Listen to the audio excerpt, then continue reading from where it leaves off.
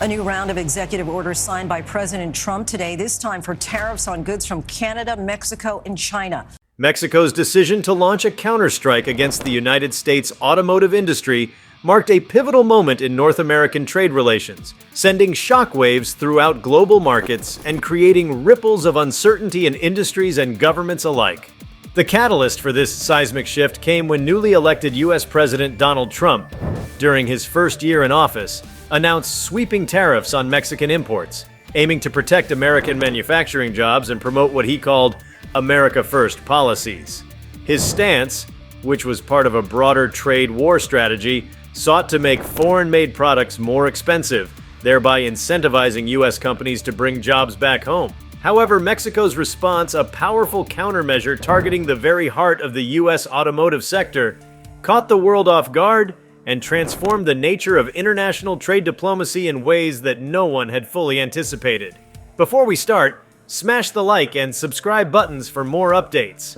When Trump's administration introduced tariffs on a wide range of Mexican goods, especially on those related to the automotive industry, the message was clear. The U.S. intended to use its economic leverage to force neighboring nations to conform to its new trade agenda.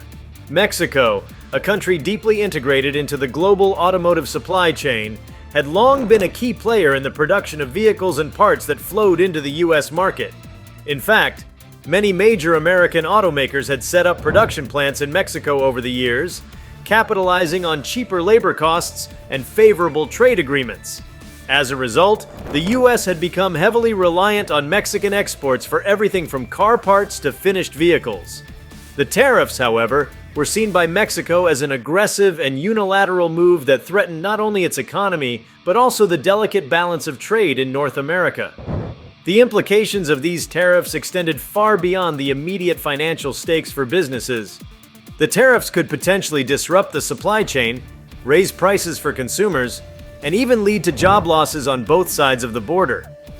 The automotive industry, which had long been the backbone of Mexico's manufacturing sector, suddenly found itself in a precarious position, with U.S. manufacturers considering relocating their operations or pulling out altogether. For Mexico, the stakes were incredibly high. The U.S. was its largest trading partner, and the automotive sector was one of the most critical industries for the country's economic growth and employment.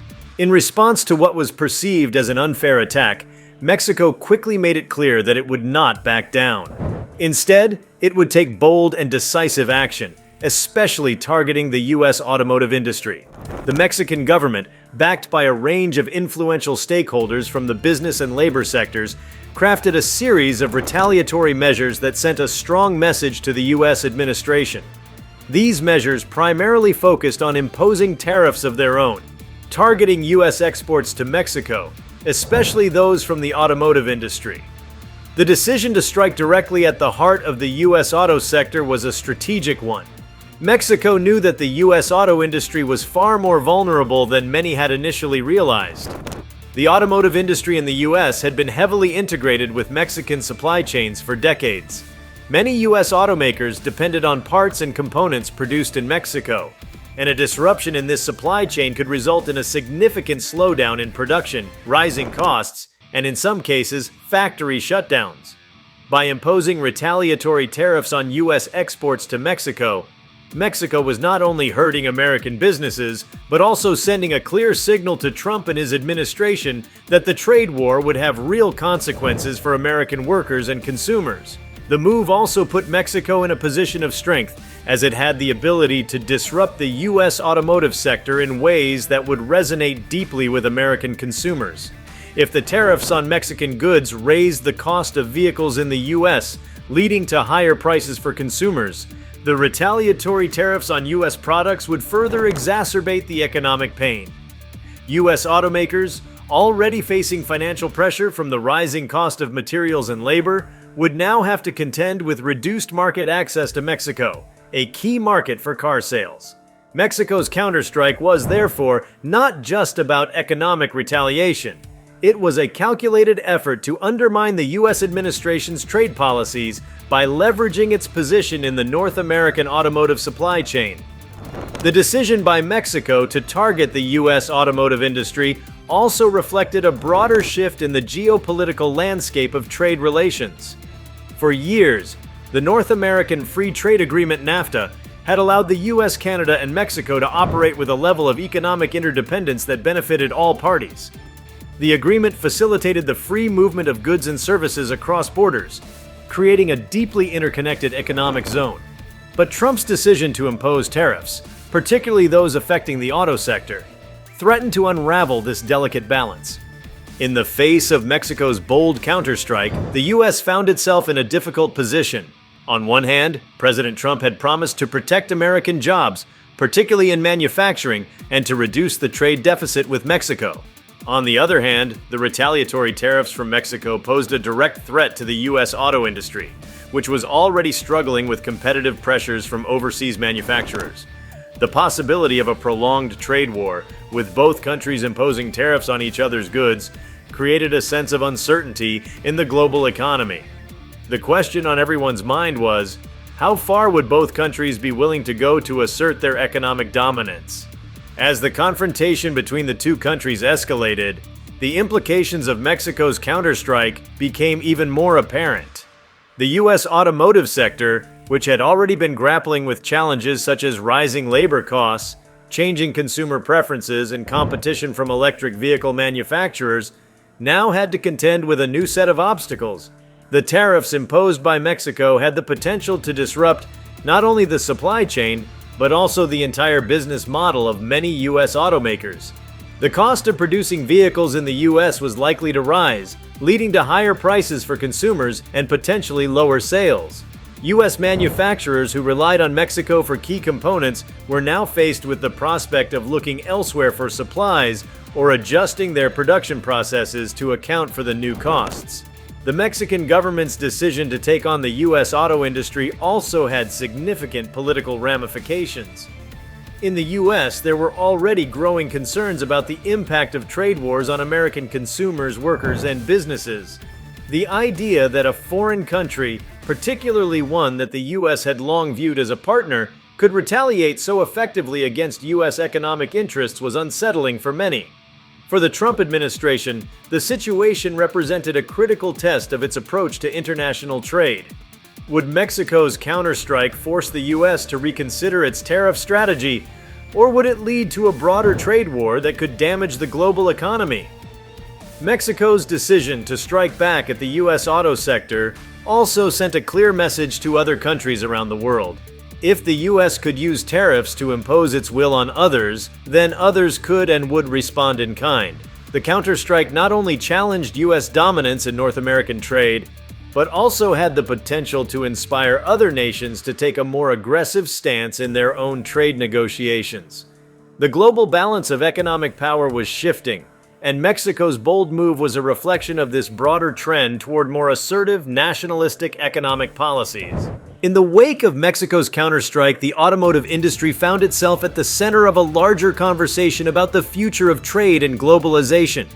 The interconnected supply chains that had long defined global commerce were being tested in new and unpredictable ways. As trade tensions between the US and Mexico reached a fever pitch, the global economy braced for what could be a new era of economic protectionism. For Mexico, the decision to challenge the US in such a direct manner was a defining moment in its trade history. It was a calculated risk that would have lasting consequences, not just for the US auto industry, but for the future of North American trade and the global economy. The world watched in awe as Mexico's counterstrike against the United States automotive industry unfolded. The sheer audacity of the move, one that targeted such a pivotal sector of the US economy, was not lost on anyone. The US automotive industry, long considered a cornerstone of the American manufacturing base, was now thrust into the spotlight of an international dispute that no one had expected.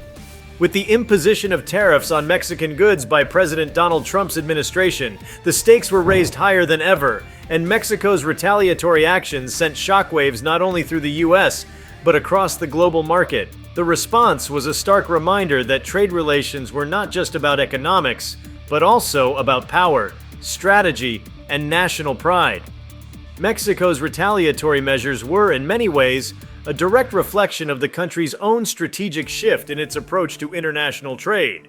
Over the past few decades, Mexico had embraced free trade agreements and had become increasingly integrated into the global economy, particularly through its partnership with the U.S. under the North American Free Trade Agreement, NAFTA. The country had built a robust manufacturing sector, with the automotive industry at the core of its economic strength. Major U.S. automotive companies like General Motors, Ford, and Chrysler had set up production plants across Mexico, making the country a vital part of the U.S. car industry's supply chain. In return, the U.S. had gained access to cheaper labor, lower production costs, and the ability to manufacture goods for export at a competitive price. However, the political climate in the United States had shifted dramatically with the rise of Donald Trump. His America First policies, which included withdrawing from trade agreements like NAFTA and imposing tariffs on foreign goods, were seen as a repudiation of decades of global trade liberalization. Mexico, which had long been an integral partner in North American trade, found itself suddenly at odds with its powerful neighbor to the north. Trump's administration viewed the large trade deficit with Mexico as a threat to American manufacturing and jobs. His tariffs, particularly on steel, aluminum, and automotive imports from Mexico, were part of an overarching strategy to bring more manufacturing back to the U.S. and curtail what he described as unfair trade practices. For Mexico, this sudden shift in U.S. trade policy was not just an economic challenge, but a direct affront to its national interests. The U.S. had long been a vital partner, and the imposition of tariffs threatened to undermine years of economic cooperation and shared prosperity. The automotive sector, which was one of Mexico's most important industries, stood to lose billions of dollars in revenue. A significant portion of Mexico's automotive exports went to the U.S., and with the imposition of tariffs, those exports could become uncompetitive, forcing Mexican automakers to either raise prices or scale back production. The impact on the industry would have far-reaching consequences, potentially leading to layoffs, plant closures, and a disruption in the supply chain that could affect the entire North American economy. Mexico, however, was not prepared to simply accept these measures. In the face of these tariffs, Mexico crafted a response that was calculated, aggressive, and most importantly, targeted the heart of the U.S. economy, the automotive industry. The decision to impose retaliatory tariffs on U.S. vehicles and auto parts was not made lightly, but it was seen as a necessary step to protect Mexico's own interests. By targeting the automotive sector, Mexico not only sought to inflict economic pain on the U.S., but also to send a message about the importance of maintaining a fair and balanced trade relationship between the two nations. The U.S. automotive industry was particularly vulnerable to these retaliatory tariffs. Over the years, automakers had established deep and intricate supply chains that spanned across both sides of the U.S.-Mexico border. U.S. companies relied on Mexican factories for components like engines, transmissions, and wiring harnesses, which were then shipped back to the U.S. for assembly. The disruption of this supply chain would have serious implications for U.S. manufacturers, leading to delays, production stoppages, and increased costs. If Mexico imposed tariffs on U.S. car exports, the result could be a significant reduction in U.S. sales in the Mexican market, which was one of the largest importers of American-made vehicles. Beyond the economic impact, Mexico's move also had political and diplomatic consequences. The retaliatory tariffs were not just a tactical response to U.S. trade policy, but also a challenge to the broader political and ideological assumptions that had underpinned U.S.-Mexico relations for decades. For Mexico, it was a message that its national sovereignty would not be compromised by unilateral U.S. actions. By directly confronting the U.S. in the realm of trade, Mexico was asserting its own role as a sovereign nation with legitimate economic interests and the right to protect those interests from unfair foreign policies. The tariffs served as a stark reminder that trade relations are built on mutual benefit, and that no country, no matter how powerful, can dictate the terms of trade without consequences. The global response to Mexico's counterstrike was a mix of concern and fascination. On one hand, there was a palpable sense of anxiety about the potential for a trade war between the two largest economies in North America. The economic fallout from such a war could be catastrophic, not just for the U.S. and Mexico, but for the global economy as a whole. The automotive sector, a vital part of the industrial base for both countries, was deeply interconnected with other industries, including steel, plastics, and electronics. A disruption in the production of automobiles could have cascading effects on these other sectors, leading to job losses, supply shortages, and a decline in economic growth. The potential for a full-blown trade war raised the specter of higher consumer prices, inflation, and reduced purchasing power, which would have a far-reaching impact on both U.S. and Mexican consumers. On the other hand, Mexico's bold move was seen as a sign of resilience and a demonstration of its growing economic and political independence. Mexico, once viewed as a subordinate partner in the North American trade alliance, was now positioning itself as a more assertive player on the global stage. By taking a firm stand against U.S. tariffs, Mexico was signaling that it would not allow its economic future to be dictated by external forces.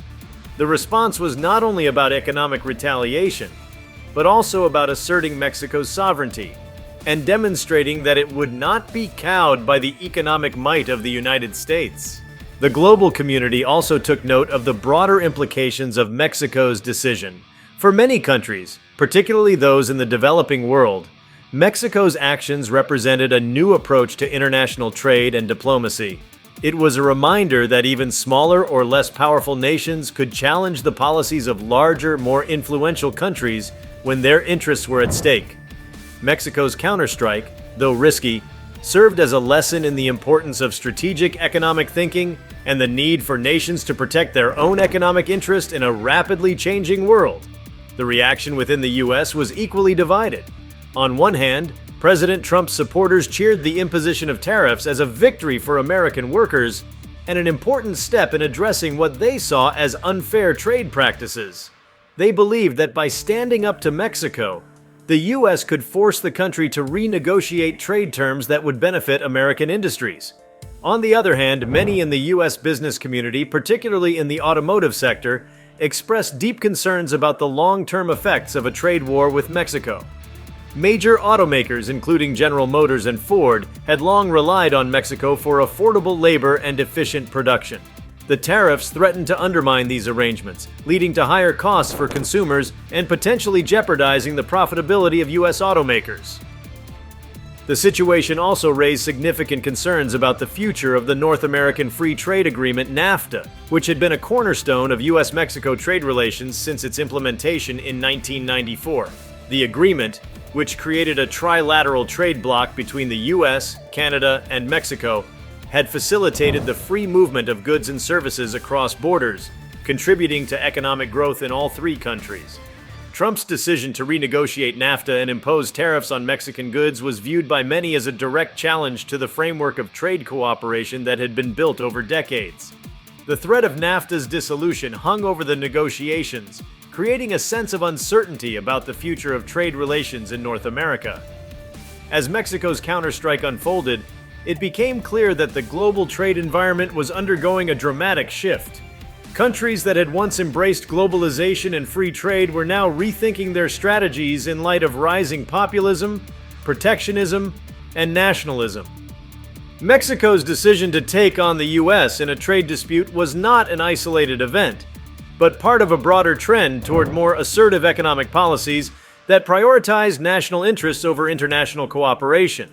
As the world watched the showdown between Mexico and the U.S., it became apparent that the rules of global trade were being rewritten, and that the future of international commerce would be shaped by power struggles, shifting alliances, and a new era of economic nationalism. Mexico's actions were a powerful reminder of the importance of strategic thinking in the global economy. By targeting the U.S. automotive industry, Mexico not only fought back against unfair trade practices, but also positioned itself as a more powerful force in the international arena. The world had been stunned by the audacity of Mexico's move, but in hindsight, it became clear that the world of trade was no longer one of simple cooperation. It was now a battlefield where nations had to fight for their own economic survival. The ripple effects of this confrontation would be felt for years to come, reshaping the way the world approached trade, diplomacy, and global economic cooperation. Mexico's bold response to the U.S. tariffs underscored the growing complexity of global trade dynamics, especially as countries increasingly realize the need to defend their interests in an era of shifting political landscapes. The fallout from this trade clash affected not only the U.S. and Mexico, but also influenced global supply chains, pushing other nations to reassess their economic strategies and trade policies. The increased reliance on protectionist measures, tariffs, and countermeasures foreshadowed a new era of trade diplomacy where economic power would be flexed as a tool of national security and political leverage on the world stage. If you like this video, please give it a like and subscribe to our channel. Also, leave your comments below and tell us, what are your thoughts on Mexico's counterstrike against Trump's tariffs? We want to hear from you. Thank you for watching and see you next time.